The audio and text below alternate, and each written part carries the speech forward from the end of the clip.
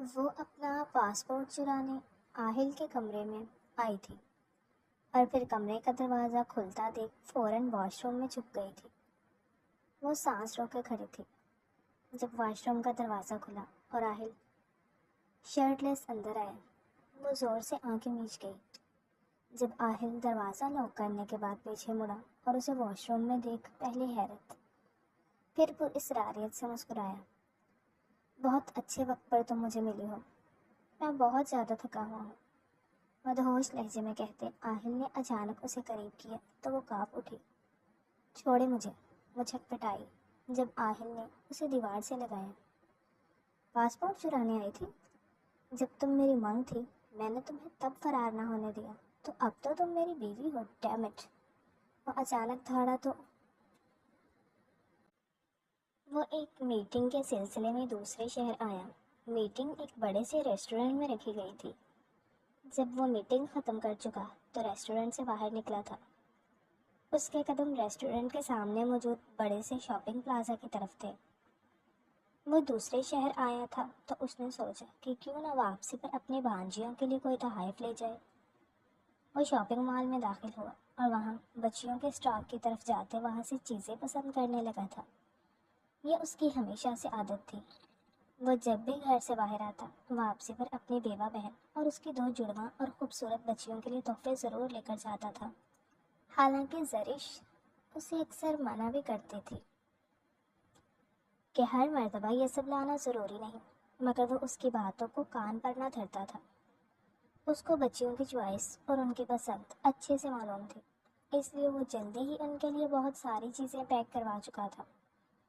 اس کے بعد وہ لیڈیز اسٹاک کی طرف آیا تھا جہاں سے اس نے زرش کے لیے الکرم برانڈ کے 2 جوڑے اور ساتھ میں کچھ جیولری پیک کروائی تھی۔ سارے شاپرز لیے وہ لدے پھدے انداز میں شاپنگ مال سے نکلا تھا۔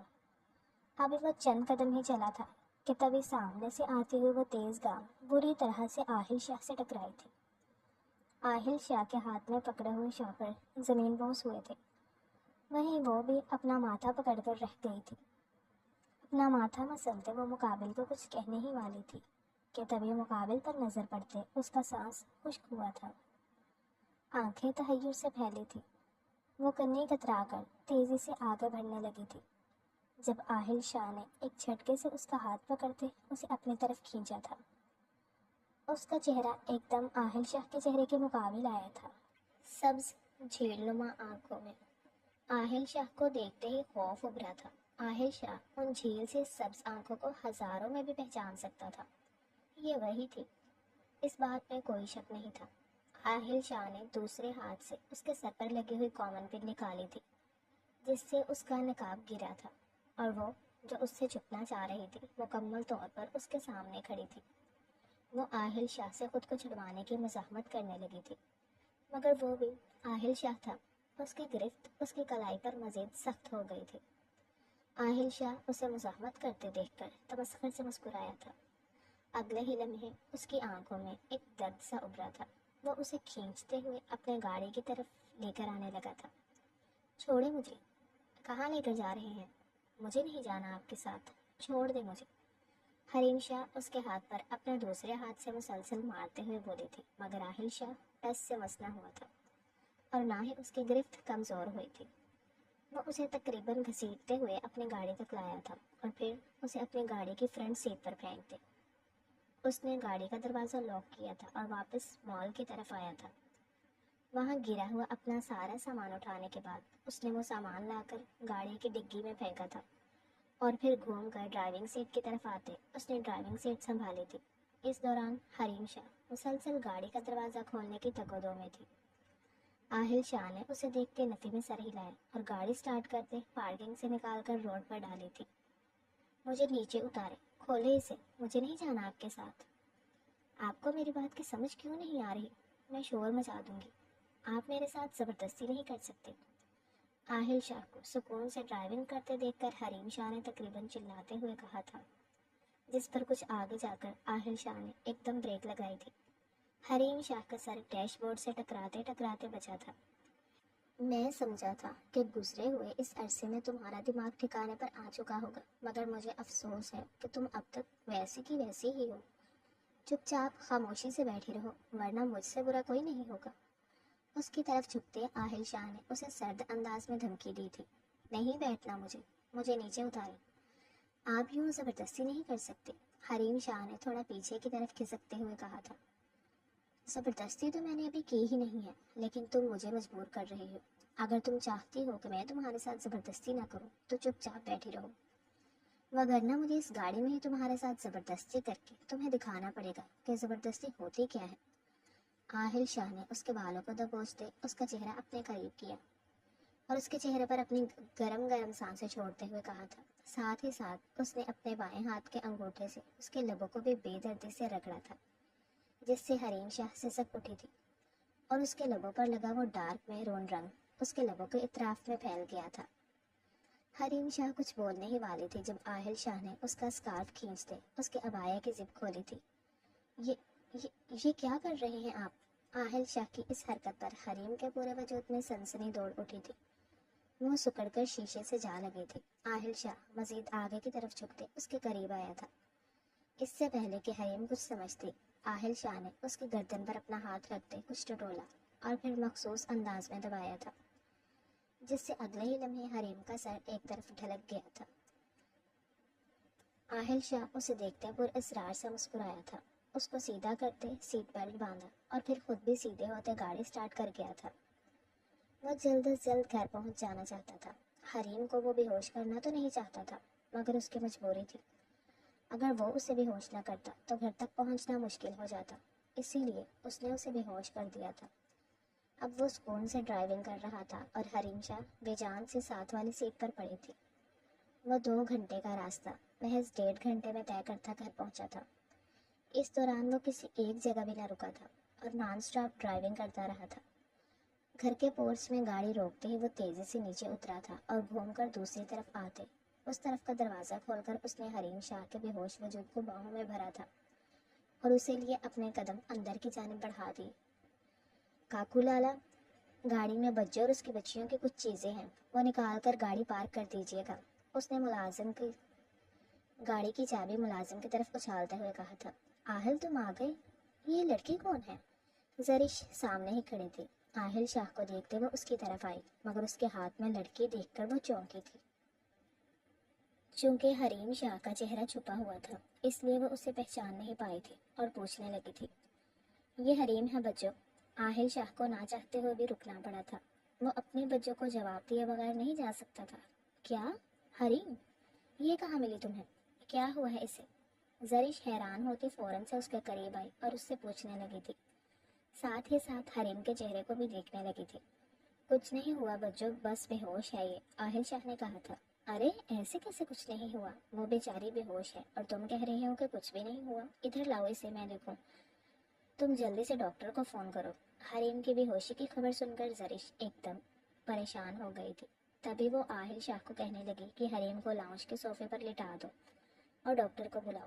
اس کی فکر مند دیکھ کر آہل شاہ نے نفی میں سر ہلایا تھا۔ بچوں میری بات سنیں، پریشان ہونے کی ضرورت نہیں ہے، اسے کچھ نہیں ہوا، ڈاکٹر کو بلانے کی ضرورت نہیں ہے، اس کو میں نے خود بے ہوش کیا ہے۔ آہل شاہ نگاہیں چراتے اعتراف کر گیا تھا۔ کیا مطلب ہے تمہارا آہل؟ کیا تم اسے زبردستی یہاں لائے ہو؟ زرش اب کی بار باز پرس کرنے والے انداز میں آہل شاہ سے پوچھنے لگی تھی۔ ایسا ہی ہے بچوں، باقی باتیں میں آ کر کرتا ہوں، آہل شاہ نے کہا اور پھر حریم شاہ کو ویسے ہی اٹھائے اپنے کمرے میں لایا تھا۔ اسے بستر پر لیٹا کے آہل شاہ اپنے کپڑے لیتے فریش ہونے چلا گیا تھا۔ جب وہ واپس آیا تب بھی حریم ویسے ہی بے ہوش تھی۔ اس سے بعد میں نپٹنے کا سوچ کر آہل شاہ کمرہ لاک کرتے واپس نیچے آ گیا تھا۔ یہ تم نے اچھا نہیں کیا آہل، تمہیں اس کے ساتھ ایسا نہیں کرنا چاہیے تھا، اس کو آتے دیکھ کر ہی زرش کہنے لگی تھی۔ اس کے لہجے میں ہی حریم کے لیے فکر جھلک رہی تھی۔ بجو آپ سب جانتی ہیں پھر بھی ایسے کہہ رہی ہیں، آپ کو اب بھی اسی کی فکر ہے، لیکن میری کوئی فکر نہیں ہے۔ آپ نے تو دیکھا تھا میرا ہاتھ، آپ کو میرا ساتھ دینا چاہیے تھا، لیکن آپ میرے بجائے اسی کی سائڈ لے رہی ہیں۔ زرش کی بات سنتے آہل شاہ دکھ بھرے لہجے میں کہتے چلتے جا کر لاؤنج کے صوفے پر بیٹھ گیا تھا۔ اسے بہت دکھ ہوا تھا، اسے امید نہیں تھی کہ اب بھی زرش اسے ہی غلط کہے گی، کیونکہ وہ جانتی تھی کہ حریم نے اس کے ساتھ کیا کچھ کیا تھا۔ میں سب جانتی ہوں آہل، مجھے تمہارے دکھ کا اندازہ بھی ہے، تمہاری کیفیت سمجھ رہی ہوں، لیکن اس کا یہ مطلب نہیں ہے کہ تم ناسمجھی سے کام لو اور کچھ بھی کرتے پھرو۔ اگر اس نے غلط کیا تو یہ اس کا ظرف تھا، اس کا مطلب یہ تو نہیں ہے کہ ہم بھی اس کے ساتھ اسی طرح کا سلوک کر کے اسی طرح کے ظرف کا مظاہرہ کریں۔ یوں اس میں اور ہم میں کیا فرق رہ جائے گا؟ زرش نے اسے پیار سے سمجھانا چاہا تھا، بجو پلیز، میں آپ کی ساری باتیں سمجھ رہا ہوں، لیکن آپ اس مرتبہ کچھ نہیں بولیں گے، پلیز۔ مجھے کچھ نہیں سمجھنا، مجھے بس اس سے اپنے دن رات کی اذیت کا حساب لینا ہے، اور وہ حساب اسے ہر حال میں دینا ہوگا۔ اپنی تکلیف کا حساب دیا بغیر میں اسے کسی صورت نہیں چھوڑوں گا۔ آپ بالکل بھی میرے کمرے میں نہیں جائیں گے اور نہ ہی اس سے ملیں گے۔ آہل شاہ نے کہتے ہوئے زرش کو بھی خبردار کیا تھا، کیونکہ وہ زرش کی نیچر سے اچھی طرح سے واقف تھا۔ وہ جانتا تھا کہ زرش حریم کے پاس جائے بغیر نہیں رہے گی، اس لیے اس نے پہلے سے ہی اسے خبردار کرنا چاہا تھا۔ لیکن آہل، ایسا کیسے ہو سکتا ہے؟ وہ ہمارے ساتھ اسی گھر میں ہوگی اور تم کہہ رہے ہو کہ میں اس سے ملوں ہی نہیں، ایسا کیسے ممکن ہے؟ آہل شاہ کی بے تکی بات پر زرش نے گھور کر اسے دیکھا تھا۔ بجو، آپ کو بچیوں کی قسم، آپ اس سے نہیں ملیں گے جب تک میں نہ جاؤں، وگرنہ میں اسے لے کر فلیٹ میں چلا جاؤں گا، آہل شاہ نے اٹھتے ساتھ کہا تھا، اور پھر زینے چڑھتا اپنے کمرے کی طرف آنے لگا، کیونکہ وہ جانتا تھا اب وہ زرش کے سامنے مزید نہیں بیٹھ سکتا۔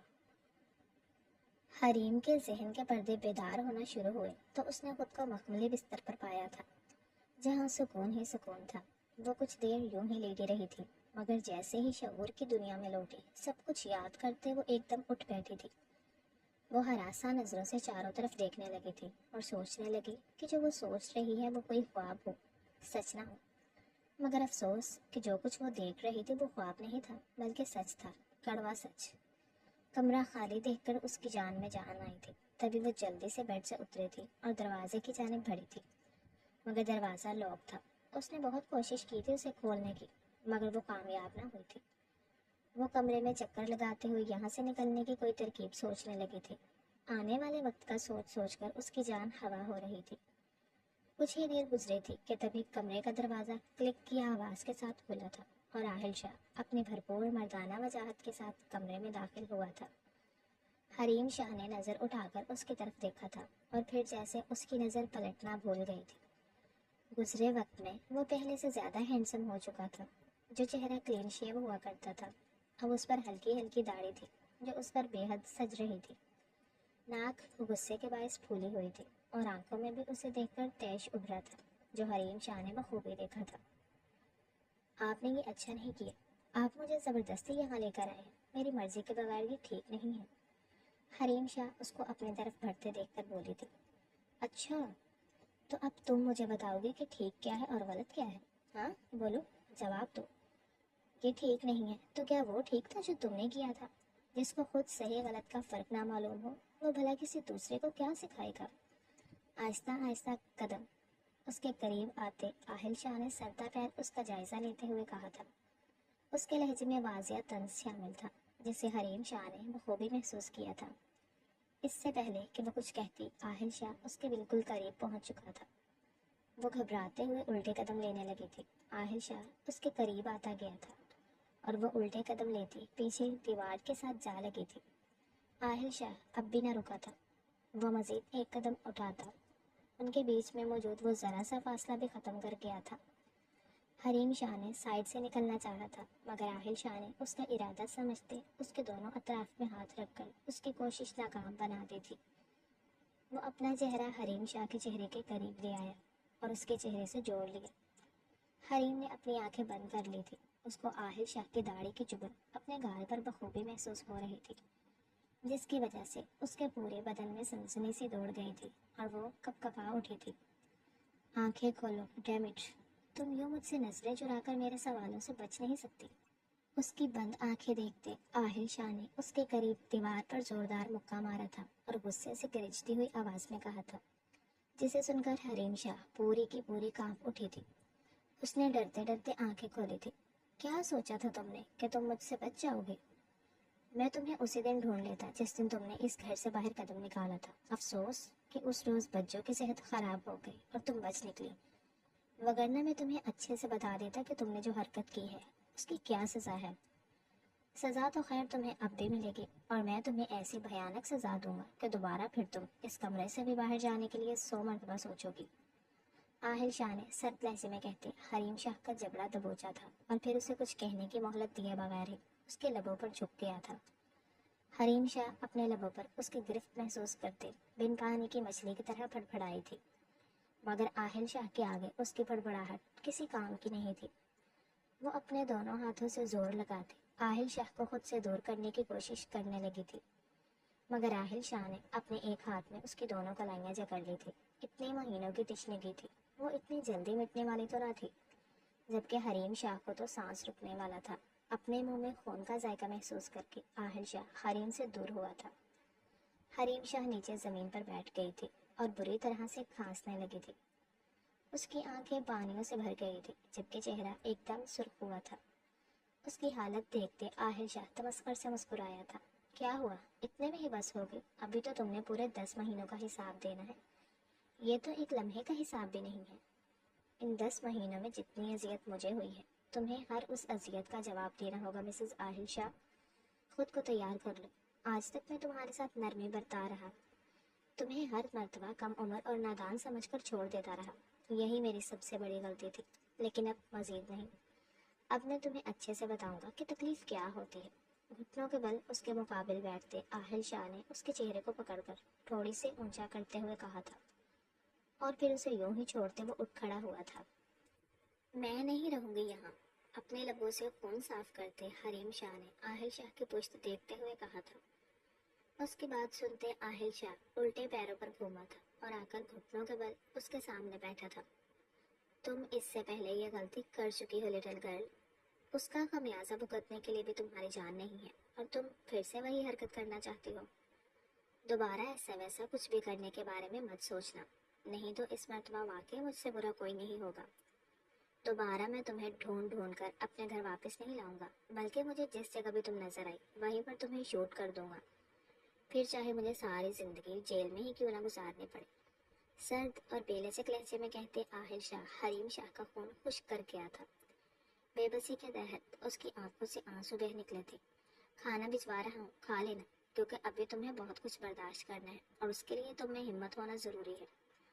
اس کو روتے دیکھ کر آہل شاہ اس کے پاس سے اٹھ آیا تھا، اور پھر بغیر اس کی طرف دیکھ کر کہتے ہوئے کمرے سے نکل گیا تھا، جہاں اتنے عرصے بعد حریم کو اپنے سامنے پا کر وہ خوش ہوا تھا۔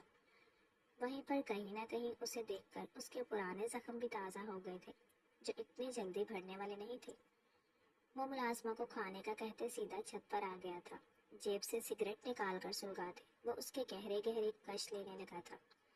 اس کے ذہن میں ماضی کے دھندلکے سایوں نے ایک دم بسیرا کیا تھا، اور پھر آہستہ آہستہ منظر واضح ہونا شروع ہو گیا تھا۔ حریم شاہ آہل شاہ کی کزن تھی، وہ اس کے چچا کی بیٹی تھی۔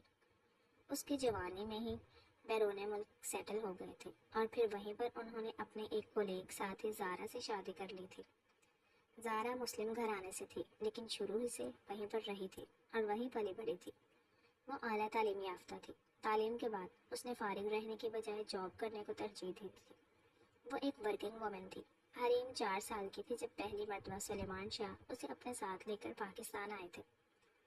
تب آہل شاہ کے والد وحید شاہ اور سلیمان شاہ نے آپس میں بیٹھ کر بات چیت کی اور کچھ سوچتے آہل شاہ اور حریم شاہ کا رشتہ پکا کر دیا۔ منگنی کی چھوٹی سی رسم ادا کرتے وہ حریم شاہ کو آہل شاہ کی منگ بنا چکے تھے۔ آہل شاہ کی عمر اس وقت 13 سال تھی۔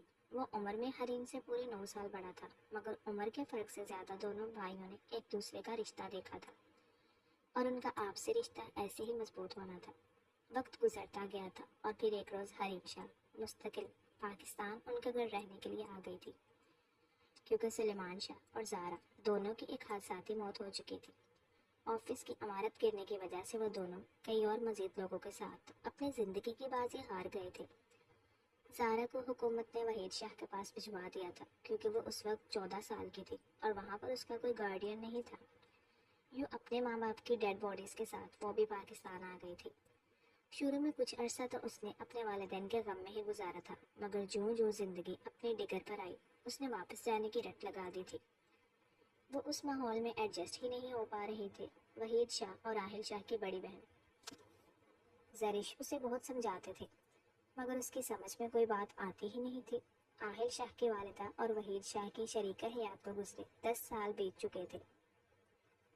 وحید شاہ اور زرش اپنی طرف سے اسے سمجھانے کی پوری کوشش کر چکے تھے، مگر حریم شاہ اپنی رٹ سے باز نہ آئی تھی۔ انہی دنوں زرش کی شادی کی تیاریاں شروع ہو گئی تھیں۔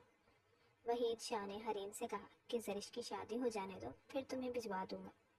حریم ان کی بات سن کر خاموش ہو گئی اور پھر خوشی خوشی زرش کی شادی کی تیاری میں مصروف ہو گئی۔ اب نہ جانے اسے واپس جانے کی خوشی تھی یا واقعی اسے زرش کی شادی کی خوشی تھی، اس بارے میں کچھ بھی نہیں کہا جا سکتا تھا۔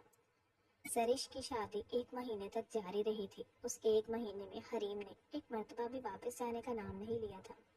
وحید شاہ یہی سمجھے کہ شاید وہ یہیں رہنے پر مان گئی ہے، لیکن ایسا نہ ہوا تھا۔ 1 مہینے بعد زرش رخصت ہو کر سسرال پہنچی تو حریم شاہ کو بھی اپنا جانا یاد آ گیا تھا۔ اس نے پھر سے وحید شاہ سے اپنے جانے کے بارے میں کہنا شروع کر دیا تھا۔ اب آہل شاہ بھی اس کی ضد کے بارے میں جان چکا تھا، تبھی اسے حریم پر غصہ بھی آیا تھا۔ بابا وہ بچی ہے، لیکن آپ تو بچے نہیں ہیں نا، آپ نے اسے واپسی کا لارا لگایا ہی کیوں؟ کون ہے وہاں اس کا جس کے پاس وہ جانا چاہتی ہے؟ آپ کو اسے صاف صاف انکار کر دینا چاہیے تھا۔ خیر کوئی بات نہیں، میں خود اسے منع کر دیتا ہوں۔ آہل شاہ کو جب معلوم ہوا کہ وحید شاہ نے حریم کو واپسی کی امید دلا رکھی ہے تو وہ ان سے سخت خفا ہوا تھا۔ نہیں بیٹا، تم ابھی ڈائریکٹ اس سے کچھ بھی نہ کہنا بیٹا، وہ بچی ہے، ابھی اس کے سر پر مصیبتوں کا پہاڑ ٹوٹا ہے۔ ماں باپ کی موت کا صدمہ تھوڑا نہیں ہوتا۔ اب وہ مینٹل ٹراما میں ہے، اس کی ذہنی حالت ٹھیک نہیں ہے، وہ اسی لیے یہاں ایڈجسٹ نہیں ہو رہی۔ میں اسے جانے کا کہہ کر اسے یہاں رہنے کی عادت ڈال رہا ہوں۔ مجھے ڈر ہے کہ کہیں صاف انکار کر دینے پر اس کی ذہنی حالت مزید بگڑ نہ جائے۔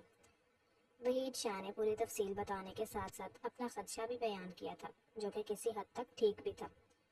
لیکن بابا ایسا کب تک چلے گا؟ آہل شاہ نے ان کی ساری بات سمجھتے ہوئے پوچھا تھا۔ بات کی بات میں دیکھ لیں گے بیٹا، فی الوقت تو میں اسے بہلا رہا ہوں اور ہمیں اسے یوں ہی مزید بہلا پھسلا کر ہی روکنا ہوگا۔ وہ آزاد خیال ہے، آزاد ماحول میں پلی بڑی ہے، سختی سے نہیں مانے گی۔ وحید شاہ نے کہا تو آہل شاہ نے اس بات میں سر ہلایا تھا۔ تو پھر ہمیں کیا کرنا ہوگا بابا؟ آہل شاہ نے پوچھا تھا۔ میں کل تمہیں اس کے ڈاکومنٹس لے کر دوں گا، تم جاتے ہوئے لے جانا۔ اسے یہی لگے گا کہ ہم اس کے جانے کا کام کر رہے ہیں۔ کچھ دن گزر جائیں گے، اس دوران میں سوچ رہا ہوں تم دونوں کا نکاح کر دوں، پھر تم اسے ساتھ لے کر چلے جانا اور تھوڑا عرصہ رہنے کے بعد واپس آ جانا۔ اس طرح وہ تمہارے ساتھ آسانی سے آ جائے گی، کیونکہ پھر اس کے پاس کوئی اور حل نہیں ہوگا۔ وحید شاہ نے بیٹھے ہی بیٹھے نیا حل سوچتے ہوئے کہا تھا۔ آہل شاہ اپنے والد کی بات سے متفق ہوا تھا اور سر اس بات میں ہلا دیا تھا۔ اگلے روز آہل شاہ نے حریم شاہ سے اس کا پاسپورٹ وغیرہ لے لیا تھا، یہ کہہ کر کہ وہ اس کا ویزا لگوا رہا ہے۔ حریم شاہ نے خوشی خوشی اسے اپنے سارے ڈاکومنٹس دے دیے تھے۔ پھر چند دنوں بعد وحید شاہ نے حریم اور آہل شاہ کا نکاح بھی کروا دیا تھا۔ حریم کو انہوں نے یہی کہہ کر راضی کیا تھا کہ اگر وہ نکاح کرے گی اور آہل شاہ کے ساتھ جائے گی تبھی اسے جانے دیا جائے گا۔ اسی لالچ میں وہ آہل شاہ سے نکاح بھی کر بیٹھے تھے۔ اس کے نزدیک نکاح ایک کانٹریکٹ سے زیادہ کچھ بھی نہ تھا، اور نہ ہی کبھی اس نے اس سے زیادہ کے بارے میں سوچنے کی ضرورت محسوس کی تھی۔ آہل شاہ نے حریم کے ساتھ ساتھ اپنا ویزا بھی لگوا لیا تھا، ابھی ٹکٹ ہونا باقی تھی کہ تبھی اس پر قیامتوں کے پہاڑ ٹوٹ پڑے تھے۔ 6 مہینے کی نوبیاحتہ زرش بیوہ ہو کر واپس لوٹ آئی تھی۔ وحید شاہ کو بیٹی کے اجڑ جانے کا بہت بڑا صدمہ لگا تھا اور اسی صدمے نے ان کی جان لے لی تھی۔ آہل شاہ تو ایسے تھا جیسے اس کا سب کچھ لٹ گیا ہو، ایک طرف جان سے عزیز باپ کی موت اور دوسری طرف ماں جیسی بہن کی بے بکی۔ آہل شاہ کی پوری زندگی ڈسٹرب ہو گئی تھی۔ خیر وقت گزرتا گیا تھا۔ 5 مہینے بعد زرش نے 2 خوبصورت جڑواں بچیوں کو جنم دیا تھا۔ بچیوں کی پیدائش اسے زندگی کی طرف لوٹ کر لے آئی تھی۔ وہ اپنی بچیوں کے لیے جینے لگی تھی۔ اس کو سنبھلتے دیکھ آہل شاہ نے خدا کا شکر ادا کیا تھا۔ سب کچھ ٹھیک چل رہا تھا۔ ایک روز آہل شاہ آفس سے واپس آیا تو اس نے حریم شاہ کو اپنا منتظر پایا تھا۔ آہل شاہ نے گھڑی کی طرف دیکھا، کافی وقت ہو چکا تھا۔ اس وقت تک تو عموماً حریم سو چکی ہوتی تھی۔ حریم تم اس وقت تک جاگ رہی ہو، خیریت تو ہے نا؟ بچوں اور بچیاں تو ٹھیک ہے نا؟ آہل شاہ نے ایک دم پریشان ہوتے اس سے پوچھا تھا۔ وہ سب ٹھیک ہے، مگر میں ٹھیک نہیں ہوں، حریم نے قدرے دبے دبے لہجے میں کہا تھا۔ آہل کو اس کے لہجے میں غصے کا صاف عنصر محسوس ہوا تھا۔ کیوں، تمہیں کیا ہوا ہے؟ آؤ ڈاکٹر کے پاس لے جاؤں تمہیں۔ اس کے غصے کو اگنور کرتے ہوئے آہل شاہ نے کہا تھا۔ یہ آپ مجھ سے پوچھ رہے ہیں کہ کیا ہوا ہے مجھے؟ پچھلے 4 سال سے آپ اور آپ کے والد مجھے بیوقوف بناتے رہے اور میں بنتی رہی. میں انتظار کرتی رہی اور سوچتی رہی کہ آپ مجھے بھیج دیں گے، مگر آپ بہت بڑے فراڈیے نکلے. آپ سے بڑا دھوکے باز میں نے اپنی پوری زندگی میں نہیں دیکھا. خیر، جو ہوا سو ہوا. میرا پاسپورٹ اور ڈاکومنٹس واپس کریں. میں خود چلی جاؤں گی جہاں جانا ہو. آپ کی ضرورت نہیں ہے مجھے. حریم شاہ کی آواز کافی اونچی ہو گئی تھی. اس پر تضاد یہ کہ اس کا لہجہ کافی بدتمیزانہ تھا، جس پر آہل شاہ کو بہت غصہ آیا تھا، مگر وہ اپنا غصہ ضبط کر گیا تھا. دیکھو حریم، ابھی وقت نہیں ہے یہ سب باتیں کرنے کا. ابھی میں بچوں اور بچیوں کو اکیلا نہیں چھوڑ سکتا. ہماری رخصتی ہو جانے تو پھر میں تم سے وعدہ کرتا ہوں کہ میں خود تمہارے ساتھ جاؤں گا. ہم 4 مہینے کے ہنی مون ٹور پر جائیں گے. آہل شاہ نے اسے پیار سے سمجھانا چاہا تھا. اسے امید تھی کہ حریم اس کی بات سمجھ جائے گی. نہیں جانا مجھے آپ کے ساتھ کہیں بھی، اور نہ ہی رخصتی کرنی ہے. آپ میرے ڈاکومنٹس دیں، مجھے یہاں نہیں رہنا. حریم پہلے سے بھی زیادہ بدتمیزی سے بولی تھی. حریم، میں نے کہا نا میں خود تمہیں لے کر جاؤں گا، ہم ساتھ جائیں گے. پھر تم ضد کیوں کر رہی ہو؟ آہل شاہ نے اس سے کہا تھا. میں ضد نہیں کر رہی، ضد آپ کر رہے ہیں. جب میں نے کہا ہے کہ مجھے یہاں نہیں رہنا تو مطلب نہیں رہنا. آپ مجھے بھیج کیوں نہیں دیتے؟ حریم شاہ نے سوچ لیا تھا کہ آج وہ آر یا پار کر کے ہی رہے گی. بس بہت ہو گیا تھا آج کل کرتے کرتے. کیا کرو گی وہاں جا کر؟ ہاں بتاؤ، کون ہے تمہارا وہاں جس کے پاس جاؤ گی؟ یہاں پر کیا تکلیف ہے تمہیں؟ کس چیز کی کمی ہے تمہیں یہاں؟ عزت، محبت، پیار سب کچھ مل تو رہا ہے، پھر کیا تکلیف ہے تمہیں یہاں؟ آہل شاہ اس کی فضول ضد سے بہت تنگ آ گیا تھا. تبھی وہ آگے بڑھتا، اس کو دونوں کندھوں سے دبوچتا پوچھنے لگا تھا. نہیں چاہیے مجھے پیار محبت کچھ بھی. مجھے واپس جانا ہے. میرا کیریئر ہے وہاں، میرا بچپن لڑکپن سب کچھ وہیں گزرا ہے. میں یہاں کے کنزرویٹو ماحول میں نہیں رہ سکتی. حریم شاہ کو آہل شاہ کی انگلیاں اپنے بازو میں دھنستی ہوئی محسوس ہوئی تھی. وہ بمشکل درد برداشت کرتے ہوئے بولی تھی. فضول ضد چھوڑ دو حریم. اب تم بچی نہیں رہی اور نہ ہی تمہارا بچپن ہے. اب تم بڑی ہو چکی ہو. اپنی عقل استعمال کرو. تم وہاں اکیلی کیسے رہو گی؟ اور دوسری بات یہ کہ یہ تمہاری بھول ہے کہ میں تمہیں وہاں اکیلے جانے دوں گی. اگر وہاں گئے تو ہم سب ساتھ جائیں گے، وگرنہ کوئی کہیں نہیں جائے گا، اور یہ میرا آخری فیصلہ ہے. آہل شاہ نے دو ٹوک لہجے میں کہا اور اسے وہیں پر چھوڑتے غصے سے اپنے کمرے میں چلا گیا تھا. حریم شاہ کی بیکار کی ضد نے اس کا سارا موڈ خراب کر دیا تھا. آہل شاہ کوششوں میں لگا ہوا تھا کہ زرش اور اس کی بچیوں کے بھی ویزے لگ جائیں اور وہ ان کو ساتھ لے کر جائے. اب اپنی بہن کو وہ ملازموں کے سہارے تو نہیں چھوڑ سکتا تھا. مگر نہ جانے حریم شاہ کیسے دماغ کی مالک تھی. اس کی سمجھ میں یہ بات آ ہی نہ رہی تھی. اسے آج پہلی مرتبہ حریم شاہ پر غصہ آیا تھا. وہ اس قدر بدتمیز ہوگی آہل شاہ نے کبھی سوچا نہیں تھا. اس کی پوری رات اسی کشمکش میں گزری تھی کہ اب وہ کیا کرے اور کیا نہیں. اسے کسی فیصلے پر پہنچنا تھا. ساری رات وہ جاگتا رہا تھا اور پھر اس نے ایک فیصلہ کیا تھا. صبح ہوتے ہی وہ جلدی ناشتے کی ٹیبل پر آ گیا تھا. آہل، تم اتنی صبح کیسے اٹھ گئے؟ تمہاری طبیعت تو ٹھیک ہے نا؟ اس کو 9 کی بجائے 7 بجے ناشتے کی ٹیبل پر دیکھ کر زرش کو اچنبا ہوا تھا. تبھی وہ اس سے پوچھنے لگی تھی. کچھ نہیں بچوں، بس یوں ہی. آہل شاہ نے مختصر سا جواب دیا تھا. آہل، ادھر دیکھو میری طرف. یہ تمہاری آنکھیں اتنی لال کیوں ہو رہی ہیں؟ تم ساری رات جاگتے رہے ہو کیا؟ کوئی پریشانی ہے تو مجھے بتاؤ آہل. اس کی سرخ آنکھیں دیکھتے زرش ایک دم سے پریشان ہوئی تھی اور اس سے پوچھنے لگی تھی. بچوں، میں حریم کی وجہ سے پریشان ہوں. مجھے کچھ سمجھ نہیں آ رہا کہ کیا کروں اور کیا نہیں. اپنے دکھتے سر کو دونوں ہاتھوں میں تھامتے آہل شاہ نے پریشانی سے کہا تھا. حریم کی پریشانی؟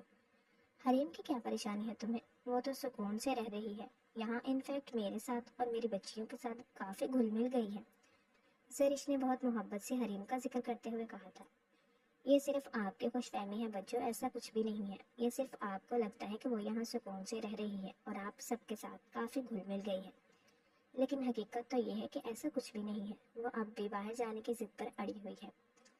آہل شاہ نے کہا اور پھر زرش کو رات ہونے والی اپنی اور حریم کی جھڑپ کے بارے میں سب کچھ بتا دیا تھا، جسے سن کر زرش بھی حیران ہوئی تھی. اسے حریم سے اس سب کی امید نہیں تھی. اب تم کیا کرو گے آہل؟ کیا سوچا ہے پھر تم نے؟ زرش نے ساری بات سننے کے بعد آہل سے پوچھا تھا. ابھی تو کچھ نہیں سوچا بچوں، آہل شاہ نے کہا. آہل، تم اسے لے کر چلے جاؤ. ویسے بھی تم ہمارے پاسپورٹ تو بنوا ہی رہے ہو، ہم بھی جلدی آ جائیں گے. تم ہماری وجہ سے اپنا رشتہ خراب مت کرنا. زرش نے آہل کو سمجھاتے ہوئے کہا تھا. آپ کی وجہ سے کوئی رشتہ خراب نہیں ہو رہا بچوں، اس کا ویسے ہی دماغ خراب ہے. میں آپ کو چھوڑ کر کہیں نہیں جاؤں گا، لیکن حریم کی ضد کا حل ہے میرے پاس. آپ رخصتی کی تیاری کریں، اسے اب میں دوسری طرح ہینڈل کروں گا. आहिल शाह ने कुछ सोचते हुए कहा था। उसने यही सोचा था कि अब वो रुखसती और शादी में मसरूफ करके रोक लेगा, मगर वो नहीं जानता था कि हरीम के लिए रुखसती शादी कुछ भी मायने नहीं रखता था। उसे बस जिद हो गई थी। वो अब हर हाल में आहिल शाह को यहाँ से जाकर दिखाना चाहती थी। दिन गुजरते जा रहे थे और इन गुजरते दिनों में कोई एक दिन भी ऐसा न गुजरा था जिसमें उन दोनों में कोई आपसी चपकलिश न हुई हो। रोज हरीम की एक ही रट होती और आहिल शाह का एक ही जवाब होता था, जो उन दोनों के दरमियान झगड़े की वजह बनता था। उस झगड़े का हरीम पर तो कोई असर नहीं हो रहा था, मगर उन झगड़ों की वजह से आहिल शाह की जहनी सतह काफी डिस्टर्ब होकर रह गई थी। वो न सो पा रहा था और न ही कोई काम कर पा रहा था। हरीम को उसने गुस्से से, प्यार से, हर तरह से समझा लिया था, मगर हरीम बहुत टेढ़ी खीर साबित हुई थी। न जाने किस मिट्टी की बनी थी वो कि उस पर किसी भी बात का असर ही नहीं होता था। वो आहिल शाह को परेशान करके सुकून महसूस करती थी और वहीं आहिल शाह दिन रात परेशानी में रह रहकर डिप्रेशन का मरीज बनता जा रहा था। उसकी हालत देख देख कर जरिश को बहुत परेशानी होती थी। जरिश ने खुद से हरीम के पास जाकर उसे समझाने की कोशिश की थी, मगर उल्टा हरीम ने उसके साथ भी बदतमीजी की थी। जरिश मायूस सी होकर उसके कमरे से निकल आई थी। हरीम ने रुखसती से साफ साफ इनकार कर दिया था, उल्टा वो उससे खुला लेने का कह रही थी। जरिश कभी सोच भी नहीं सकती थी कि हरीम जिद में इस हद तक भी जा सकते थे। अपने भाई की हालत देखकर उसका दिल अंदर ही अंदर कटता रहता था। परेशानी लेने के बायस उसका बीपी अक्सर हाई रहने लगा था। दूसरी तरफ हरीम को किसी की परवाह भी नहीं थी। वो बस किसी तरह आहिल शाह के कमरे से अपना पासपोर्ट चुराना चाहती थी। उस रोज जरिश अपनी बच्चियों को लेकर मार्केट गई हुई थी, जबकि आहिल शाह अपने ऑफिस में था। हरीम सोकर उठी तो घर में मुलाजिमों के सिवा और कोई भी न था। हरीम को यह मौका गनीमत लगा था, तभी वो जल्दी से आहिल शाह के कमरे में आई थी ताकि अपना पासपोर्ट ले सके। उसने बेड के साइड टेबल से तलाशी शुरू की थी और फिर अलमारी तक जा पहुंची थी। इससे पहले कि वो पासपोर्ट तक पहुंचती, उसी दम कमरे का दरवाजा खुला था। हरीम शाह फौरन से भागकर वॉशरूम में छुप गई थी। आहिल शाह अपनी एक जरूरी फाइल घर में ही भूल गया था और उस वक्त वो वही फाइल लेने घर आया था, लेकिन जैसे ही वो कमरे में दाखिल हुआ, कमरे की हालत देखते वो चौंका था। कमरे की हालत देखकर ऐसा लग रहा था जैसे कमरे में भूचाल आया हो। हर एक चीज बेतरतीब थी और सारा सामान बिखरा पड़ा हुआ था। साफ साफ दिखाई दे रहा था कि कमरे की तलाशी ली गई है। आहिल शाह फौरन से समझ गया था कि ये काम हरीम के सिवा किसी का नहीं हो सकता। वो फौरन अलमारी की तरफ आया और लॉकर खोलकर चेक किया था। पासपोर्ट और डॉक्यूमेंट्स अंदर ही रखे देखकर वो कुछ पुरसुकून हुआ था। और फिर एक गहरी सांस लेते उसने नफी में सर हिलाया था। अपना फ़ोन निकालकर उसने सेक्रेटरी को कॉल की और उसे अपने ऑफिस ना आने और आज की सारी मीटिंग्स कैंसिल कर देने का कहा था। वो आज हरीम शाह से दो टोक बात करके आरिया पार कर देना चाहता था। वो मजीद अपने सर पर कोई टेंशन नहीं लेना चाहता था, इसीलिए उसने ऑफिस जाने का इरादा तर्क कर दिया था। अपना आरामदायक ट्राउज़र और शर्ट लेकर वो वॉशरूम की जानिब बढ़ा था ताकि चेंज करने के बाद हरीम के कमरे में जा सके, मगर नहीं जानता था कि हरीम उसी के वॉशरूम में छुपी हुई थी। वो जैसे ही वॉशरूम में दाखिल हुआ, उसकी नज़र फौरन हरीम पर पड़ी थी। उसे देखते आहिल शाह के लबों पर एक पुरस्रार मुस्कुराहट आई थी। अच्छा, तो तुम पासपोर्ट चुराने आई थी। नॉट बैड, अच्छी कोशिश थी, मगर वो क्या है ना कि मेरी मलकियत से चीज़ें निकालना इतना आसान नहीं है। अब तुम अपने आप को ही देख लो, कब से यहाँ से जाने के जतन कर रही हो, मगर अफसोस कि आज तक तुम्हें कामयाबी नहीं हुई। वैसे मुझे हैरत है तुम्हारे दिमाग पर। तुम जब मेरी मांग थी तब मैंने तुम्हें खुद से दूर नहीं जाने दिया, तो अब तो तुम मेरी मनगोहा हो। अब मैं तुम्हें कैसे जाने दे सकता हूँ? खैर, तुम्हारी समझ में ये बात इस तरह से नहीं आएगी, तुम्हें दूसरी तरह समझाना पड़ेगा, आहिल शाह ने कहा और फिर बिना हरीम को समझने का मौका दिए उसे कंधे पर उठाकर लाते उसे बेड पर पटका था। मुड़कर दरवाज़ा लॉक करते, पर्दे गिराते, उसने लाइट ऑफ करते साइड लैम्प रोशन किया था। उस दौरान हरीम बेड से नीचे उतर चुकी थी, मगर आहिल शाह ने उसे फिर से काबू कर लिया था और फिर कुछ ही देर में हरीम शाह की हर मुज़ाहमत दम तोड़ गई थी। आहिल शाह ने उसे उन दोनों के दरमियान मौजूद रिश्ते का अच्छी तरह से एहसास दिला दिया था। हरीम शाह बिल्कुल खामोश हो चुकी थी, जबकि आहिल शाह अब पुरसुकून था। उसे लगता था कि अब हरीम दोबारा कहीं जाने की बात नहीं करेगी, मगर वो नहीं जानता था कि उसकी खामोशी सिर्फ वक्ती थी और आने वाले तूफान से पहले का सन्नाटा थी। अगले ही हफ्ते सादगी से हरीम की रुखसती की रस्म भी अदा कर दी गई थी। हरीम को अब मुकम्मल आहिल शाह के साथ रहना था और यही बात हरीम को मंजूर नहीं थी। तभी उसी रोज वो चुपके से घर से निकल गई थी, बिना कोई भी सामान लिए। وہ وہاں سے دوسرے شہر گئی اور وہاں رہنے لگی تھی۔ آہل شاہ کو اس کے بھاگ جانے کا علم ہوا تو وہ بہت غصہ ہوا۔ اس سے پہلے کہ وہ کچھ کر پاتا، اچانک زرش کا بی پی شوٹ کر گیا اور اسے ہنگامی حالت میں ہسپتال جانا پڑا تھا۔ وہ 1 ہفتے تک ایڈمٹ رہی تھی۔ وہ ریکور ہو کر گھر آئی تو آہل نے حریم کا ذکر ہی چھوڑ دیا تھا، کیونکہ وہ زرش کو کسی قسم کی کوئی پریشانی نہیں دینا چاہتا تھا۔ زرش کے سامنے وہ خود کا بہت مضبوط ظاہر کرتا تھا، مگر پھر بھی کہیں نہ کہیں زرش اس کی اندرونی حالت سے واقف تھی۔ لیکن بہرحال دونوں نے سب کچھ حالات اور وقت پر چھوڑ دیا تھا اور خود خاموش ہو گئے تھے۔ یوں ہی 10 مہینے گزر گئے تھے اور آج 10 مہینے بعد آخرکار حریم اور آہل شاہ کا ٹکراؤ ہو ہی گیا تھا۔ آہل، تم یہاں کھڑے ہو، میں کب سے تمہیں کھانے کے لیے بلا رہی ہوں، کیا سوچ رہے ہو؟ آؤ آ کر کھانا کھا لو۔ زرش کی بات سنتے آہل شاہ ہوش میں آیا تھا۔ ہاتھوں میں پکڑے سگریٹ جل جل کر ختم ہو چکی تھی اور ساتھ میں اس کی انگلیاں بھی جلا چکی تھی، مگر اسے احساس تک نہ ہوا تھا۔ جی بجو، آپ جائے، میں آتا ہوں، آہل شاہ نے زرش کی طرف دیکھے بغیر جواب دیا تھا، اور پھر زرش کے جانے کے بعد وہ بھی نیچے آ گیا تھا۔ اپنے کمرے میں آیا تو حریم اب تک اسی حالت میں بیٹھی تھی اور کھانے کی ٹرے ٹیبل پر پڑی تھی۔ وہ اب تک ویسی ہی ضدی تھی۔ ڈرامے مت کرو حریم، اور مجھے سختی پر مجبور مت کرو، میری سختی تم برداشت نہیں کر پاؤ گے، چپ چاپ اٹھو اور کھانا کھاؤ۔